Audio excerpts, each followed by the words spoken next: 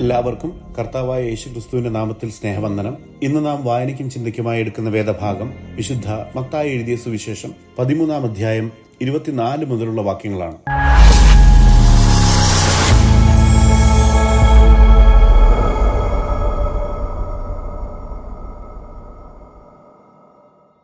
മത്തായി സുവിശേഷം 13-ാം അധ്യായം 24 മുതൽ 30 വരെയുള്ള വാക്യങ്ങളിൽ സ്വർഗരാജ്യത്തെക്കുറിച്ചുള്ള യേശുക്രിസ്തുവിന്റെ രണ്ടാമത്തെ ഉപമയായ ഗോതമ്പിന്റെയും കളകളുടെയും ഉപമ അവതരിപ്പിക്കുന്നതായി നാം വായിക്കുന്നു.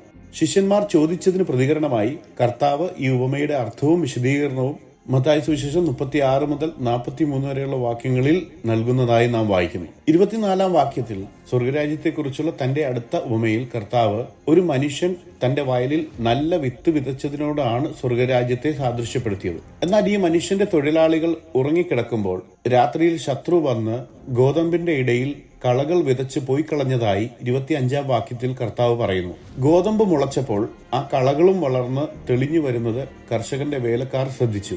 ഭൂവുടമയായ കർഷകന്റെ ഈ വേലക്കാർ വന്ന് കളയെക്കുറിച്ച് അവനോട്, യജമാനനെ, വയലിൽ നല്ല വിത്ത് മാത്രമല്ലേ വിതച്ചത്, പിന്നെങ്ങനെ അതിൽ കളകൾ ഉണ്ടായി എന്ന് അവർ ചോദിച്ചു എന്ന് 27-ാം വാക്യത്തിൽ നാം കാണുന്നു. ഇത് ശത്രു ചെയ്തതാണ് എന്ന് അവൻ അവരോട് പറഞ്ഞപ്പോൾ, ഞങ്ങൾ പോയി അത് പറിച്ചെടുത്ത് കൂട്ടുവാൻ സമ്മതമുണ്ടോ എന്ന് ദാസന്മാർ അവനോട് ചോദിക്കുന്നു. ഉടമസ്ഥനായ കർഷകൻ മറുപടി പറഞ്ഞത്, ഇല്ല, കാരണം നിങ്ങൾ കള പറിച്ചെടുക്കുമ്പോൾ അവയുടെ കൂടെ ഗോതമ്പും പിഴുതുപോകും.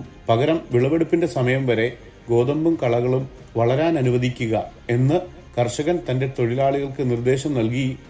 പിന്നെ കർഷകൻ പറഞ്ഞത്, ആ കൊയ്ത്ത് കാലത്ത് താൻ ചീത്തകളകൾ നീക്കം ചെയ്ത് ശേഖരിക്കാനും കെട്ടുകളായി കെട്ടുകയും കത്തിച്ചു കളയാനും കൊയ്ത്തുകാരോട് പറയുമെന്നും കളകൾ നീക്കം ചെയ്തതിനു ശേഷം നല്ല ഗോതമ്പ് തന്റെ കളപ്പുരയിൽ ശേഖരിക്കാൻ കൽപ്പിക്കും എന്നും പറയുന്നതായി അതേ വാക്യത്തിൽ നാം കാണുന്നു. 36-ാം വാക്യത്തിൽ യേശുവിന്റെ ശിഷ്യന്മാർ കർത്താവിനെ സമീപിച്ച് വയലിലെ കളകളുടെ ഉപമയുടെ അർത്ഥം വിശദീകരിക്കാൻ അപേക്ഷിക്കുന്നതായി കാണുന്നു.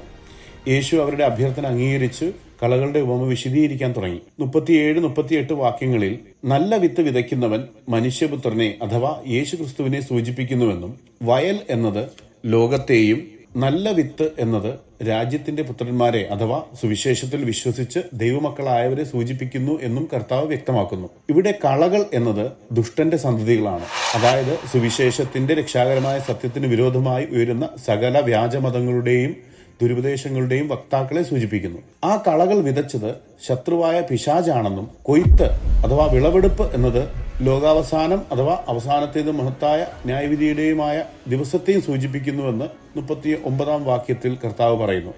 കൊയ്ത്തുകാർ എന്നത് മാലാഖമാരാണെന്നും കളകൾ പെറുക്കിക്കൂട്ടി തീയിലിട്ട് കത്തിച്ചു കളയുന്നത് പോലെ ലോകാവസാനത്തിലും സംഭവിക്കും എന്നും കർത്താവ് പറയുന്നത് നാം 40-ാം വാക്യത്തിൽ വായിക്കുന്നു. ലോകാവസാന സമയത്ത് മനുഷ്യപുത്രൻ തന്റെ ദൂതന്മാരെ അയച്ച് ദുഷ്ടരെയും അധർമ്മം പ്രവർത്തിക്കുന്നവരെയും തന്റെ രാജ്യത്തിൽ നിന്ന് നീക്കി തീച്ചൂളയിലിട്ട് കളയും എന്നും നീതിമാന്മാർ പിതാവിന്റെ രാജ്യത്തിൽ സൂര്യനെ പോലെ പ്രകാശിക്കുമെന്നും യേശുക്രിസ്തു 41 മുതൽ 43 വരെയുള്ള വാക്യങ്ങളിൽ ലോകത്തിന്റെ അന്തിമ വിധിയും ദൈവരാജ്യത്തിന്റെ നിത്യവിജയവും സംബന്ധിച്ച് വ്യക്തമായി അവതരിപ്പിക്കുന്നു. ഗോതമ്പിന്റെയും കളകളുടെയും ഉപമയിൽ യേശുക്രിസ്തു പഠിപ്പിക്കുന്നത് ഇപ്പോൾ ഭൂമിയിൽ സ്വർഗരാജ്യം എന്ന തന്റെ പദ്ധതിയിൽ സത്യവിശ്വാസികളും വ്യാജവിശ്വാസികളും നിലനിൽക്കുന്നുവെന്നും കർത്താവിന്റെ മടങ്ങിവരവിൽ ദൂതന്മാർ സത്യവിശ്വാസികളെ വ്യാജരിൽ നിന്ന് വേർതിരിച്ച ശേഷം യേശുക്രിസ്തുവിന്റെ അനുയായികൾ അവനോടൊപ്പം നിത്യമായി വസിക്കും എന്ന മഹത്തായ പ്രത്യാശയെക്കുറിച്ചാണ്. മത്തായി സുവിശേഷം 13-ാം അധ്യായത്തിന്റെ 31 മുതൽ 32 വരെയുള്ള വാക്യങ്ങളിൽ യേശുക്രിസ്തു സ്വർഗരാജ്യത്തെക്കുറിച്ചുള്ള തന്റെ മൂന്നാമത്തെ ഉപമ പങ്കുവയ്ക്കുന്നു. കർത്താവിന്റെ ഈ ചെറിയ ഉപമ കടുകുമണിയുടെ ഉപമ എന്നറിയപ്പെടുന്നു. 31-ാം വാക്യത്തിൽ സ്വർഗരാജ്യം ഒരു കടുകുമണിയോട് സാദൃശ്യമുള്ളതാണെന്ന് കർത്താവ് പറയുന്നു. സ്വർഗരാജ്യം ഒരു മനുഷ്യൻ തന്റെ വയലിൽ നട്ടുപിടിപ്പിച്ച ഒരു ചെറിയ കടുകുമണി പോലെയാണെന്ന് കർത്താവ് പറയുന്നു. അത് മറ്റെല്ലാ സസ്യങ്ങളെക്കാളും വലുതായി വളരുന്നതും ആകാശത്തിലെ പക്ഷികൾ വന്ന് അതിന്റെ കൊമ്പുകളിൽ കൂടുകൂട്ടത്തക്ക വിധം വലിയൊരു വൃക്ഷമായി മാറുകയും ചെയ്യുന്നു എന്ന് കർത്താവ് പറയുന്നു. ഈ ഉപമയിൽ യേശു കർത്താവ് സഭയുടെയും ദൈവരാജ്യത്തിന്റെയും അത്ഭുതകരമായ വളർച്ച പ്രവചിക്കുകയായിരുന്നു. കടുകുമണിയുടെ ഈ ഉപമയുടെ പ്രധാന ഉദ്ദേശം ദൈവമുൻപാകെ ഏറ്റവും വലുതും അനുഗ്രഹീതവുമായ ദൈവിക പദ്ധതിയായ സ്വർഗരാജ്യത്തിന്റെ തുടക്കം ഭൂമിയിൽ ഏറ്റവും എളിയ രീതിയിലായിരിക്കും എന്നതാണ്. യേശുക്രിസ്തുവിന്റെ ഹ്രസ്വമായ ഇഹലോക ശുശ്രൂഷ സമയത്ത് കർത്താവ് ലോകപ്രകാരം വലിയ പദവികളൊന്നുമില്ലാതെ വലിയ രീതിയിൽ ലോകശ്രദ്ധ പിടിച്ചു പറ്റിയില്ല.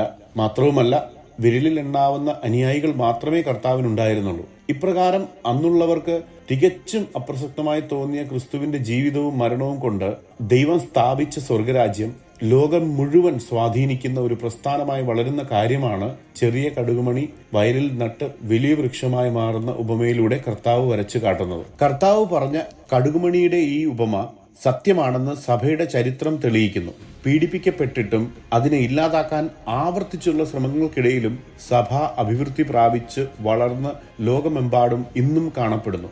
എസെക്കിയേൽ പ്രവചനം 17 അധ്യായം 22 മുതൽ 23 വരെയുള്ള വാക്യങ്ങളിൽ മിശിഹായെക്കുറിച്ചുള്ള പ്രവചനമായി കർത്താവായ ദൈവം ഉയർന്നതും ഉന്നതവുമായ ഒരു പർവ്വതത്തിൽ ഒരു ശിഖരം നടുമെന്ന് വാഗ്ദാനം ചെയ്യുന്നു. ഈ ചെറിയ തണ്ട് കൊമ്പുകൾ ഉൽപ്പാദിപ്പിക്കുകയും ഫലം കായ്ക്കുകയും ചെയ്യുന്ന മഹത്തായ ഒരു ദേവദാരു ആവുകയും എല്ലാത്തരം പക്ഷികളും അതിൽ കൂടുകൂട്ടും.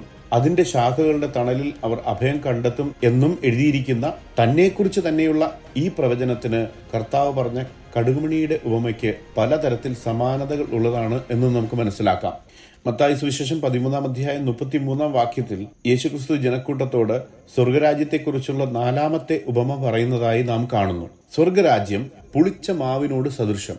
അത് ഒരു സ്ത്രീ എടുത്ത് 3 പറ മാവിൽ എല്ലാം പുളിച്ചു വരുവോളം അടക്കി വെച്ചു എന്ന് കർത്താവ് പറയുന്നു. സ്വർഗരാജ്യത്തെ ഒരിക്കൽ കൂടി ചിത്രീകരിക്കാൻ കർത്താവ് പറഞ്ഞ ഈ ഉപമയിൽ സ്വർഗരാജ്യം ഒരു സ്ത്രീ ഒരു വലിയ അളവുള്ള മാവിൽ കലക്കിയ പുളിപ്പ് പോലെയാണ് എന്ന് പറഞ്ഞതിന്റെ അർത്ഥം ഒന്ന് ശ്രദ്ധിക്കാം. ഒന്നാമതായി, നേരത്തെ പറഞ്ഞ ഉപമ പോലെ തന്നെ ദൈവരാജ്യത്തിന് ചെറിയ തുടക്കങ്ങൾ ഉണ്ടാകാം, പക്ഷേ അത് വലിയ രീതിയിൽ വർദ്ധിക്കും എന്നതിനെ സൂചിപ്പിക്കുന്നു. പുളിച്ച മാവ് അഥവാ ഈസ്റ്റ് ന്റെ വലിപ്പം വളരെ സൂക്ഷ്മമാണ്. കുറച്ച് മാത്രമേ മാവിൽ ചേർക്കുന്നുള്ളൂ. എന്നിരുന്നാലും സമയം നൽകിയാൽ ഈസ്റ്റ് മുഴുവൻ മാവിലും വ്യാപിക്കും. അതുപോലെ ഗലീലിയയുടെ അപ്രസക്തമായിരുന്ന ഒരു കോണിൽ 12 സാധാരണക്കാരായ മനുഷ്യരുമായി ക്രിസ്തു തന്റെ പ്രഘോഷണം ആരംഭിച്ചു. പക്ഷെ അത് ലോകമെമ്പാടും വ്യാപിച്ച് ആ സുവിശേഷം ഇന്നും പുരോഗമിക്കുന്നു. രണ്ടാമതായി, ദൈവരാജ്യത്തിന്റെ സ്വാധീനം മനുഷ്യരിൽ ചെലുത്തപ്പെടുന്നത് പുറത്തു നിന്നല്ല, അവരുടെ ഉള്ളിൽ നിന്നാണ് എന്നതിനെ സൂചിപ്പിക്കുന്നു. പുളിമാവ് അഥവാ ഈസ്റ്റ് മാവിൽ കുഴച്ചതു മുതൽ ഉള്ളിൽ നിന്ന് ആ മാവിനെ പരിവർത്തനം ചെയ്യുന്നു. ദൈവം ആദ്യം ഒരു വ്യക്തിയുടെ ഹൃദയത്തെ മാറ്റുന്നു. അങ്ങനെ ആന്തരികമായ ആ മാറ്റത്തിന്റെ തെളിവായി ബാഹ്യ പ്രകടനങ്ങൾ നവീകരിക്കപ്പെടുന്നതായി മനസ്സിലാക്കാം. മൂന്നാമതായി, ഈ ഉപമയിലൂടെ ദൈവരാജ്യത്തിന്റെ പ്രഭാവം സമഗ്രമായിരിക്കും എന്നത് കർത്താവ് പഠിപ്പിക്കുന്നു. അല്പം ഈസ്റ്റ് മാവിൽ കുഴച്ചതു മുതൽ മാവ് മുഴുവനായി പൊളിച്ചു പൊങ്ങി വരുന്നത് പോലെ ദൈവരാജ്യത്തിന്റെ ആത്യന്തിക പ്രവർത്തനം ലോകമെമ്പാടുമായിരിക്കും എന്നതിനെ സൂചിപ്പിക്കുന്നു. ജലം കടലിനെ മൂടുന്നത് പോലെ ഭൂമി കർത്താവിന്റെ മഹത്വത്തിന്റെ പരിജ്ഞാനത്താൽ നിറയും എന്ന് ഹബക്കുക്ക് 2 അധ്യായം 14 വാക്യത്തിൽ നാം വായിക്കുന്നു. നാലാമതായി, ദൈവരാജ്യം അദൃശ്യമായി പ്രവർത്തിക്കുന്നുണ്ടെങ്കിലും അതിന്റെ ഫലം എല്ലാവർക്കും പ്രകടമാണ് എന്നതിനെ സൂചിപ്പിക്കുന്നു. പുളിമാവ് അഥവാ ഈസ്റ്റ് കുഴച്ചു വെച്ച മാവിൽ അതിന്റെ പ്രവർത്തനം സാവധാനത്തിലും രഹസ്യമായും നിഗൂഢമായും ചെയ്യുന്നു. കണ്ണുകൊണ്ട് കാണാനാവുന്നില്ല എങ്കിലും ഇങ്ങനെ ഒരു പരിവർത്തനം നടക്കുന്നു എന്നത് ആർക്കും നിഷേധിക്കാനാവില്ല. ദൈവരാജ്യത്തിന്റെ സുവിശേഷം നമ്മുടെ ഹൃദയത്തിൽ ചെയ്യുന്ന കൃപയുടെ പരിവർത്തനത്തിന്റെ പ്രവൃത്തിയും ഇത് തന്നെയാണ് എന്ന് കർത്താവ് ഈ ഉപമയിലൂടെ നമ്മെ ഓർമ്മിപ്പിക്കുകയാണ്. ദൈവത്തിന്റെ നാമം വാഴ്ത്തപ്പെടുമാറാകട്ടെ.